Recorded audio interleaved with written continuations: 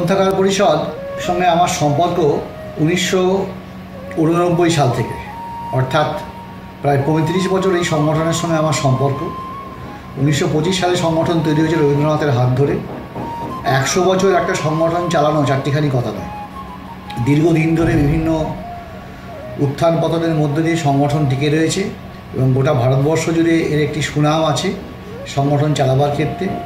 বহুবিধ অ্যাক্টিভিটির সঙ্গে, কাজকর্মের সঙ্গে বঙ্গীয় গ্রন্থাগার পরিষদ যুক্ত। আমি একটা সময় এখানকার ছাত্র ছিলাম, পরবর্তীকালে এক্সিকিউটিভ কমিটির সদস্য নির্বাচিত হই এবং সেই সঙ্গে সঙ্গে প্রায় 10 বছর যে ট্রেনিং কোর্সটা আছে সেই ট্রেনিং কোর্সে আমি কাজ নিয়েছিলাম। এবছরে তার 100 বছর পূর্তি উপলক্ষে, সেন্টিনারি সেলিব্রেশন উপলক্ষে গোটা পশ্চিমবঙ্গ জুড়ে বিভিন্ন অনুষ্ঠানের আয়োজন করা হয়েছে।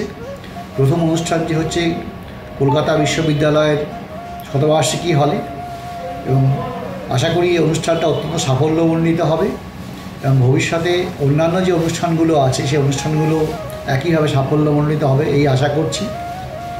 যারা বঙ্গীয় গ্রন্থাগার পরিষদের সঙ্গে ওতপ্রোতভাবে যুক্ত তাদের এই কারণেই ধন্যবাদ দেওয়ার প্রয়োজন বলে মনে করি যে একটা সংগঠন চালাতে গেলে কিছু ডেডিকেটেড ম্যান পাওয়ারের প্রয়োজন, যে ম্যান পাওয়ার আজকালকার দিনে সত্যি কথা বলতে খুবই কম পাওয়া যায়।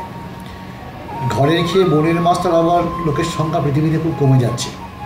সেক্ষেত্রে বঙ্গীয় গ্রন্থাগার পরিষদে যারা কর্তা ব্যক্তি আছেন, যারা সংগঠন চালাচ্ছেন, বিভিন্ন কাজে নিজেদের ব্যাপৃত রেখেছেন, তারা ওই ঘরের খেয়ে বনের মধ্যেই চালাচ্ছেন।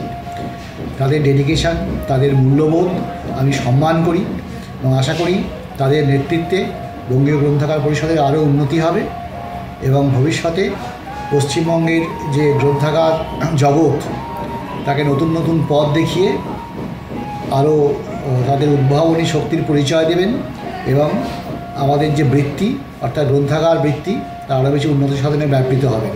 এই কথা বলে সমগ্র অনুষ্ঠানের অত্যন্ত সাফল্য কামনা করে আমার বক্তব্য শেষ করছি। নমস্কার।